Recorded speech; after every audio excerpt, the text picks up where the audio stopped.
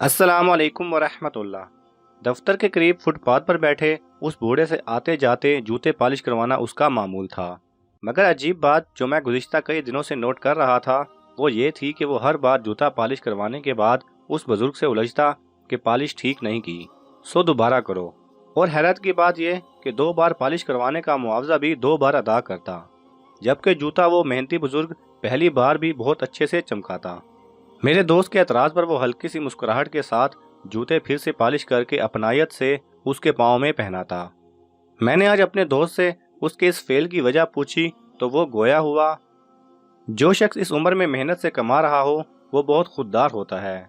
मैं उसकी मेहनत का डबल मुआवजा देने की खातिर झूठ मूठ का नुक्स निकालता हूँ ताकि उसकी कुछ मदद हो सके। मैं अपने दोस्त की सोच से मुतासिर हुए बगैर ना रह सका। आज दफ्तर से वापसी पर मैं अकेला था। फुटपाथ के करीब से गुजरा तो देखा कि उस बुजुर्ग की बूढ़ी निगाहें मेरे साथ मेरे दोस्त को तलाश कर रही हैं। मैं पलटकर उसके पास गया और कहा, आज आप मेरे जूते पॉलिश कर दें।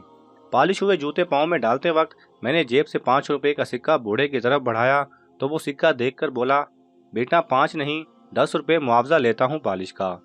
मैंने हैरत से पूछा, मगर मेरे दोस्त से तो आप रोज एक बार पॉलिश के 5 रुपए लेते हैं, जबकि वो हमेशा पहली बार आपकी मेहनत पर एतराज भी करता है। बुजुर्ग ने मुस्कुराते हुए मेरी तरफ देखा और जवाब दिया, मैं जानता हूँ तुम्हारा दोस्त पहली बार एतराज इसलिए करता है ताकि वो दूसरी बार जूता पॉलिश करवाकर मुझे दोहरी उजरत देकर मेरी कुछ मदद कर सके, और इसीलिए मैं उससे पहली बार में आधी उजरत वसूल करता हूँ। बूढ़े का जवाब सुनकर मैंने 10 रुपए उसकी हथेली पर रखते हुए हैरत भरी मुस्कुराहट के साथ उसकी आंखों में झांका, जिनमें खुददारी की चमक के साथ साथ एहसास का रंग भी नुमाया था। बेशक एहसास एक ऐसा अनजान रिश्ता है जो एहसास की डोर से ही जुड़ा हुआ है।